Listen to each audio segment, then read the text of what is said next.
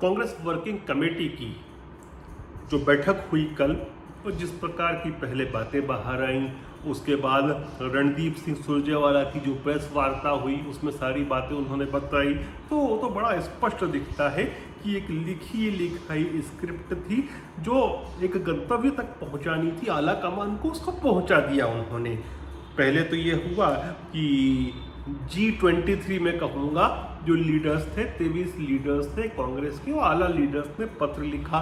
उन्होंने बेसिक बातें की जो कि रिफॉर्म्स के लिए किसी को भी करनी चाहिए अपनी ऑर्गेनाइजेशन में। लेकिन बाद में क्या हुआ, न केवल उनकी भर्त्सना की गई, जिस प्रकार की बातें आई, अब कांग्रेस उससे मुकर जाती है, वो नेतागण भी उससे मुकर गए कि राहुल गांधी ने कहा कि आप भाजपा के एजेंट हैं। उसके पहले जो थे वो सोनिया गांधी उन पर गुस्सा हो गई थी, उन्होंने यह भी कहा कि चिट्ठी ऐसे वक्त लिखी जब मेरी माँ बीमार थी, राजस्थान में क्राइसिस इनके इंटरनल चल रहे थे।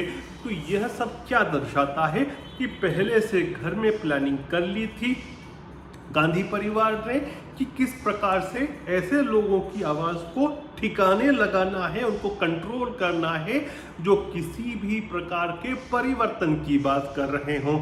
और देखिए, परिवर्तन जो है ना, वो तो प्रकृति की एक प्रक्रिया होती है।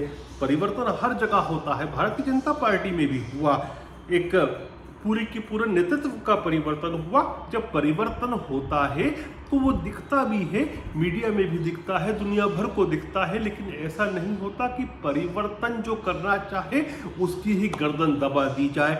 हम ऐसा भी नहीं देखा जैसा अभी देखने को मिला कि जब एक कार्यकर्ता पहुंच गया और वो होर्डिंग लगाकर पेन कार्ड उठाते हुए कि गांधी परिवार ही कांग्रेस को बचा सकता है, इस प्रकार की बातें करना।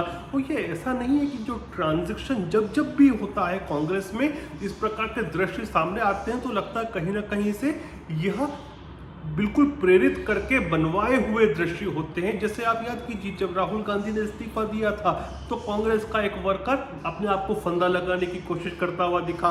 उसके पहले 2004 में जब सोनिया गांधी प्राइम मिनिस्टर नहीं बन पा रही थी तो एक वर्कर अपने रिवॉल्वर को कनपट्टी पर लगने लगा। तो दिखता है कि यह नाटक है। देखिए, हर नेता के समर्थक होते हैं, भारतीय जनता पार्टी में भी ट्रांजिशन हुआ है, वो सबने देखा है, लेकिन ऐसे नाटकबाजियां नहीं होती जो कांग्रेस में होती भी दिखी हैं।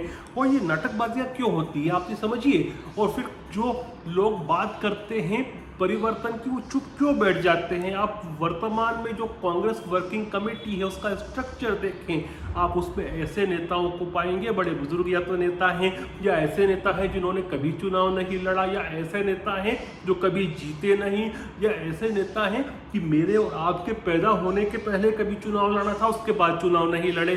तो ये लोग जो हैं वो जनता से कनेक्टेड नहीं होते, कोठरी बनाकर चलते हैं। वैसे भी कहा जाता है कि 10 जनपद की जो जमीन है वो इतनी चिकनी है कि जो तेज दौड़ता है वो गिर जाता है, जो धीरे धीरे चलता है वो लंबा चलता है, और जो रेंगता है घिसट घिसट के वो तो चलता ही जाता है, चलता ही जाता है। लेकिन आप ये देखिए कि गांधी परिवार भी इस प्रकार से बिहेव क्यों करता है, क्योंकि कहीं ना कहीं ऐसा लगता है कि उनमें भी इंफीरियरिटी कॉम्प्लेक्स का भाव है, इसीलिए इस प्रकार से बिहेव करते हैं। और जो लोग जो पहले नेतृत्व में परिवर्तन की बात करते हैं, रिफॉर्म्स की पार्टी में बात करते हैं, वे लोग वापस चुप क्यों हो जाते हैं, क्योंकि उनका भी जो पायदान है बड़ा वीक है, उनकी जमीन कच्ची है, जनता से उनका संवाद नहीं है, इसलिए चुपचाप बैठ जाते हैं।